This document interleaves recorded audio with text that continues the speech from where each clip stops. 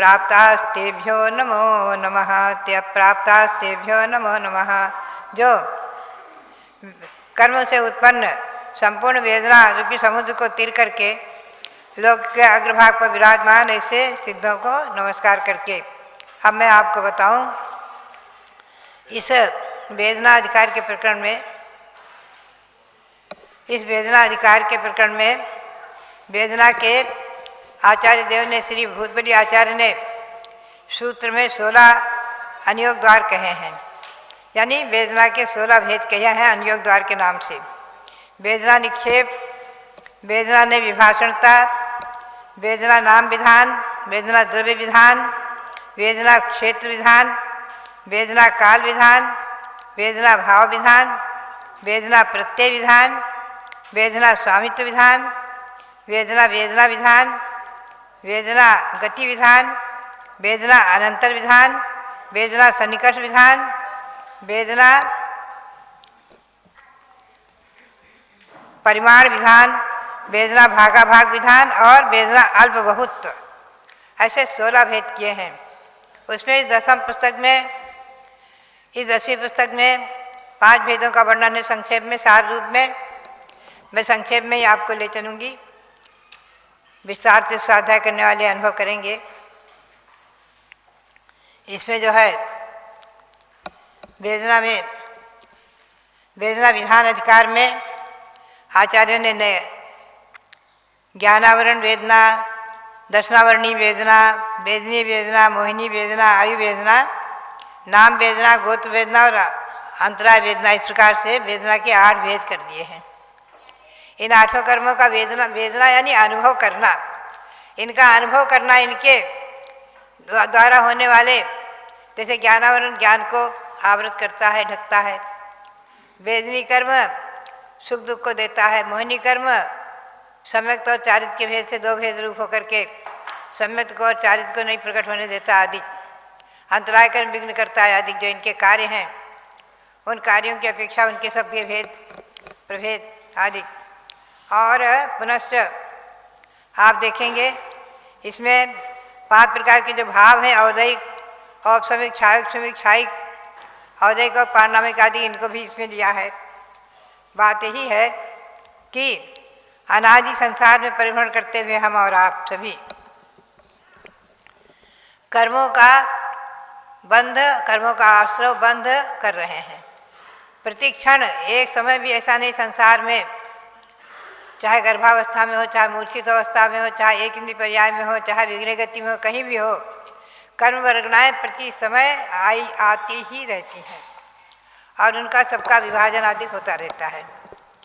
तो जैसे कहा है कि आयु का भाग सबसे थोड़ा है। आयु जो है प्रायः त्रिभागी में बनती है, उससे नाम और गोत्र का भाग विशेष अधिक है, जो कर्म में बंटवारा होता है। एक समय में आए हुए कर्म प्रबद्ध उनमें बंटवारा होता है और उससे ज्ञानावरण, दर्शनावरण और अंतराय का भाग अधिक है। उससे अधिक भाग मोहिनी का है, उससे अधिक भाग वेदनी का है, यानी वेदनी को सबसे अधिक हिस्सा मिल जाता है। किंतु इसका कारण कुछ अन्य नहीं, क्योंकि वह पाया ही जाता है ऐसा अनादिकालीन व्यवस्था। अब वेदना से जो है आप देखेंगे संसार में अनंत प्राणी परिभ्रमण करते हुए, संसार के दुखों का अनुभव करते हुए, कर्मों के निमित्त से सुख दुख का अनुभव कर रहे हैं। उसमें आप ध्यान में रखें कि मनुष्यों की शरीर की ऊंचाई अवगाहना जो है, जघन्य घनांगुल के असंख्यात भाग, अंतर्मुहूर्त में जन्म लेने वाले मरने वाले समूर्छन जीवों की अपेक्षा मनुष्य समूर्छन भी होते हैं। और उत्कृष्ट अवगाहना शरीर की 3 कोष की मानी गई है उत्कृष्ट भोगभूमि में, जघन्य भोगभूमि में आदि भोगभूमि की अपेक्षा। और नरक में नारकियों की अवगाहना उत्कृष्ट 500 धनुष, देवों में जघन्य अवगाहना कम से कम 1 हाथ की है सर्वार्थ सिद्धि के देवों में। और तिर्यंचों में जघन्य अवगाहना तो है ही है, अंगुल के असंख्यात भाग प्रमाण, बहुत छोटी सूक्ष्म जीवों की, और उत्कृष्ट अवगाहना है महामत्स्य की 1000 योजन। आप चिंतन करें, 1 योजन में 4 कोस 8 मील, इतना बड़ा योजन, इतना बड़ा महामत्स्य स्वयंभू रमण समुद्र में ही रहता है। अंतिम समुद्र, मध्यलोक में असंख्यात द्वीप असंख्यात समुद्र हैं, तो एक दूसरे से दूने दूने होते गए हैं। जैसे जम्बूद्वीप 1 लाख योजन विस्तृत, तो लवण समुद्र 2 लाख योजन विस्तार वाला है। धातकी खंड 4 लाख योजन विस्तार वाला है। कालोदजी समुद्र 8 लाख योजन विस्तार वाला है। ऐसे दूने दूने द्वीप से समुद्र, समुद्र से द्वीप, दूने दूने दूने दूने होते हुए असंख्यातवां जो समुद्र है, स्वयंभू रमण समुद्र बहुत बड़ा है, विशाल। बताया है कि उसके अंदर तो सारे द्वीप और समुद्र असंख्यातों समा जाए दूने दूने होने से। ऐसे स्वयंभू रमण समुद्र में उत्कृष्ट अवगाहना वाले महामत्स्य आदि जलचर जीव रहते हैं। और वहाँ पर जो है एक विशेष बात आपको समझने की है कि उस महामत्स्य के वेदना यानी कष्ट असाता वेदनी का सबसे अधिक माना गया है। वो कब, कैसे, क्या, बहुत ही चिंतन का विषय है, आश्चर्य का विषय है। और इसको पढ़ कर के बहुत ही मन में वैराग्य होता है और ऐसी भावना जागृत होती है, भगवान कभी भी अब तिर्यंत योनि में जाने का प्रसंग ना आवे। सम्यक होने के बाद ये ध्यान रखो, तिर्यंत आयु नहीं बनती है। अगर पहले किसी को बंध गई तिर्यंत आयु, पुनः उसे सम्यक दर्शन हुआ राजा श्रेणी के समान, तो भोग भूमिज के, उत्तम भोग भूमिज के तिरंत होंगे, वो कर्म भूमि तिरंत नहीं होंगे। तो ये महामत्स्य के लिए कहा है 1000 योजन तट की, जिसकी अवगाहना अंतिम समुद्र के बाहर तट पर कोई महामत्स्य है और उसके ऊपर न जाने कितने जीव अपना अपना घर बना लेते हैं, रहते हैं, सिंह व्याघ्र आदि और कितने ही अजगर आदि। बहुत बड़ा है महामत्स्य और वो नदी में तैरता रहता है। कदाचित क्वचित कोई पूर्व भव का बैरी देव आकर के और उस स्वयंभू रमण समुद्र से महामत्स्य को उछाल करके, निकाल करके और बाहर में डाल दे और बहुत दूर डाल दे तटवेदी के किनारे। ऐसी स्थिति में वो महामत्स्य छटपटाता हुआ वेदना का जो अनुभव करता है, तो बताया है यह महामत्स्य वेदना समुद्रघात से समुद्रघात को प्राप्त होता है। अधिक से अधिक वेदना समुद्रघात का कष्ट का अनुभव उस अंतिम समुद्र के बाह्य भाग में पड़े हुए महामत्स्य के ही माना गया है। बद्यात्माओं, कई बार ये चिंतन आता है कि महामत्स्य का पूर्व भव का कोई वैरी देव और उस महामत्स्य को वहाँ से निकाल करके समुद्र के अंदर से बाहर उठाकर फेंक दे और उसी सूत्र से ये जाना जाता है कि वो तिरंत योनि के कारणभूत आशय से विरक्त होकर अपने को चिंतन करना चाहिए, कैसी तिरंत योनियाँ कभी प्राप्त ना हो। भव्यात्माओं, ये उस महामत्स्य के सबसे अधिक बड़ी अवगाहना, सबसे अधिक शरीर की अवगाहना 1000 योजन, 500 योजन चौड़ा, 1000 योजन लंबा और 250 योजन ऊंचा, ऐसा महामत्स्य। ये सब सिद्धांत के विषय है। कल्पनातीत होते हुए भी, हमारी और आपकी कल्पना से परे होते हुए भी आगम के परिप्रेक्ष्य में हमें भगवान की वाणी पर, आचार्यों की वाणी पर श्रद्धान करके इन सब विषयों को समझना चाहिए। बात यही है, आपके सामने बात आती है पानी छान कर पीना, क्यों? उसमें बहुत सारे जीव हैं और कुछ वैज्ञानिक लोगों ने संख्या भी गिना दी, लेकिन हमें और आपको अनछने पानी में कोई जीव दिखते नहीं है। ये सर्वज्ञगम्य विषय। तो आचार्यों ने यही कहा है, सूक्ष्मम विनोदितम तत्वम हेतुभिर्नैव हन्यते आज्ञा सिद्धम तो तदग्राह्यम नान्यथा वादिनो जिनाः। जिनेंद्र भगवान का कहा हुआ तत्व बहुत सूक्ष्म है और हेतु के द्वारा उसे काटा नहीं जा सकता। आज्ञा सिद्धम, जिनेंद्र भगवान की आज्ञा, जिनेंद्र भगवान की वचन, ऐसा ही विचार करके चिंतन करके हमें उस पर श्रद्धा करना चाहिए। नान्यथावादिनो जिनाः, क्योंकि जिनेंद्र भगवान अन्यथावादी नहीं है और उनके द्वारा कहे गए ग्रंथ, आज जो पूर्व आचार्यों ने स्वयं कहा है कि हम अपना कुछ नहीं कहते हैं, जो भगवान की वाणी से निसृत और गुरु परंपरा से हमें प्राप्त है, हम उसी पर कुछ कहते हैं। बात यही है, कई बार चिंतन आता है कि ये सब विषय सूक्ष्म, अब आप चिंतन करें, आपको अपनी आत्मा ही नहीं दिखती है जो इस शरीर में है, हमें और आपको नहीं दिखती है।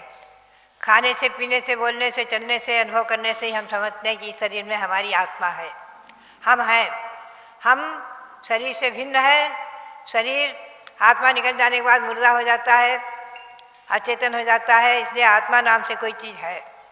और जाति स्वर्ण आदि के निमित्त से भी जाना जाता है कि आत्मा नाम से उसका अस्तित्व है आदि। सभी आस्तिकवादी स्वीकार करते हैं। अरे और तो क्या, और आपके 4-5 पीढ़ी, 6 पीढ़ी, 7-8 पीढ़ी तक आपने देखा, और उसके पूर्व के पूर्वज 10-20-25 पीढ़ी के पूर्वज, 100 पीढ़ी के पूर्वज थे कि नहीं, उनका अस्तित्व तो मानना ही होगा। इसलिए बहुत सी ऐसी चीज़ें जो हमें और आपको न दिखते हुए भी स्वीकार की जाती है। आज हम जैसे लोगों को कोई अमेरिका आदि, कोई विदेश, ऑस्ट्रेलिया आदि नहीं दिखते हैं, लेकिन आज टीवी आदि के माध्यम से और जो जाकर आए हैं उनके कहे के अनुसार हमें और आपको स्वीकार तो करना ही होता। अभी 2-4 दिन पूर्व ही कोई आए थे सज्जन, कह रहे थे हम मानसरोवर की यात्रा करके कैलाश पर्वत जाकर आए हैं। बात यही है कि बहुत सी चीज़ें ऐसी हैं कि हमें न दिखते हुए भी उनको हम स्वीकार करते हैं। तो ये सब विषय यानी तिर्यंचनी के कष्ट, नरक के दुख और मनुष्य गति में भी इष्ट वियोग, अनिष्ट योग, शारीरिक मानसिक पीड़ाएं, कष्ट, रोग, शोक आदि, इनके निमित्त से हम कर्म के अस्तित्व को स्वीकार करते हैं। और ये ध्यान में रखो, जैन परंपरा के अनुसार, भगवान ऋषभदेव की वाणी के अनुसार, भगवान महावीर की वाणी के अनुसार, परंपरागत प्राप्त तीर्थंकरों की वाणी के अनुसार,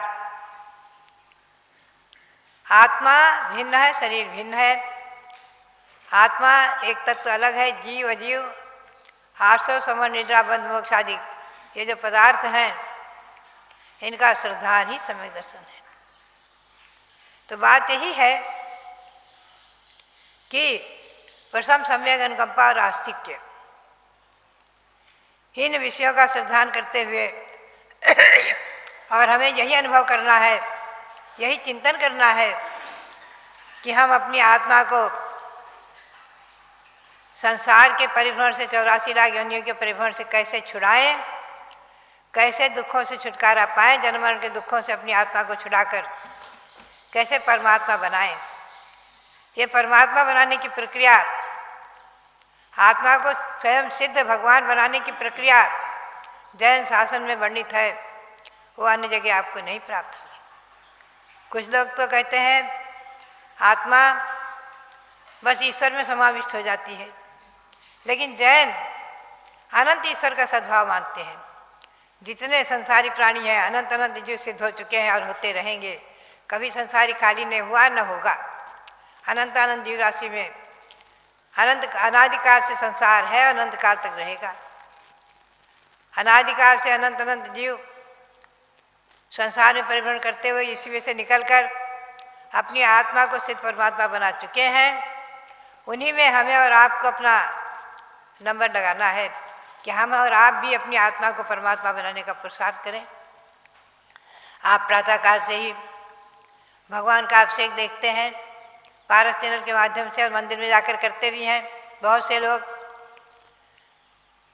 और पारस के माध्यम से आप भगवान महावीर, अच्छे अच्छे तो भगवान महावीर स्वामी का भी अभिषेक देखते, कई जगह का अभिषेक देखते हैं। और अभी वर्तमान में आप मांगी तुंगी में विराजमान, ऋषभगिरी पर्वत पर विराजमान भगवान शनिदेव का अभिषेक देख रहे हैं।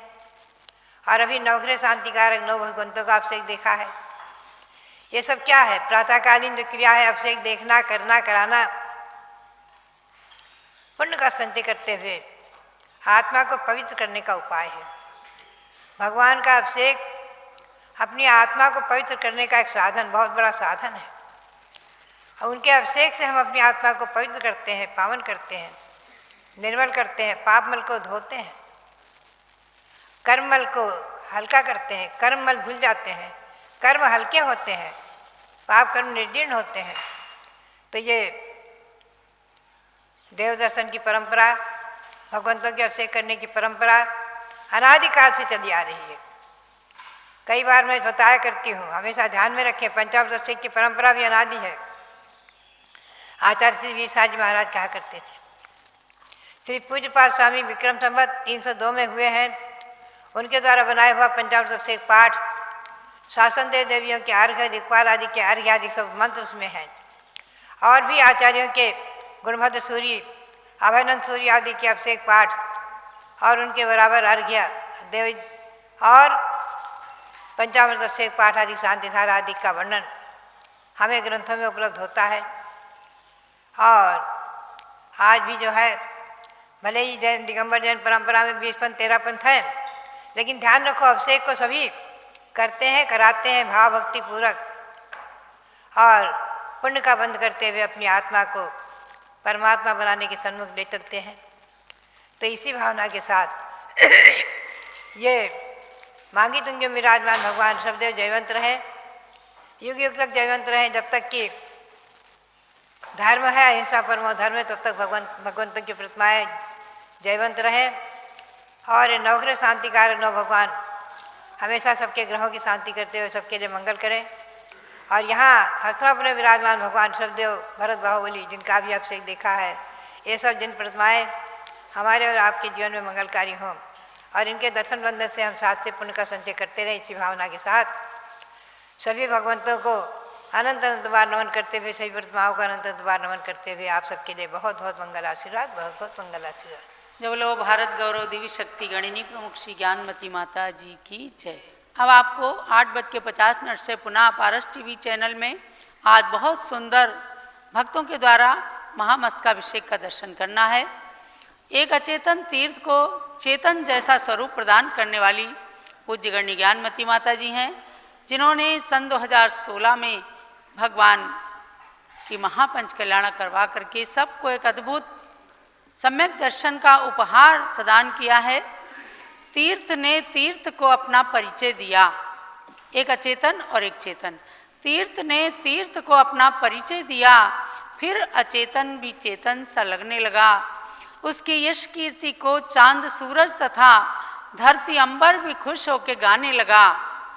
बात किसकी है चिंतन करें आप सब, किस अचेतन को चेतन का संगम मिला। कौन से अचेतन को कैसा परिचय दिया, किसने किसको वह क्या, कौन सा पुष्प सुरभित कहाँ पर खिला।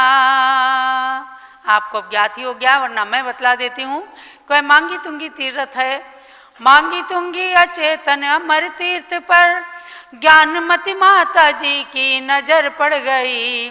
ज्ञानमती माता सारे संसार की नजरों में आ गया, प्रभु की चैतन्य मूर्ति वहाँ बन गई। यह चेतन प्रतिमा भी चेतन को मनोवांछित फल प्रदान करती हैं। और एक परम सत्य है, पर्वत से लगी हुई प्रतिमा, अभी उनको चेतन के समान ही समझना है। देखो चेतन अचेतन का संगम मिला, ऋषभ गिरि बन के चेतन चमकने लगा। लाखों श्रद्धालुओं के करोड़ों नयन के माध्यम से दिल में उतरने लगा। अब कोई रोक सकता न है ये चमक, चीर कर बादलों से निकलती है ये। सूर्य संसार जग में चमकने लगा, चंदनामति ऋषभ गिरि दमकने लगा।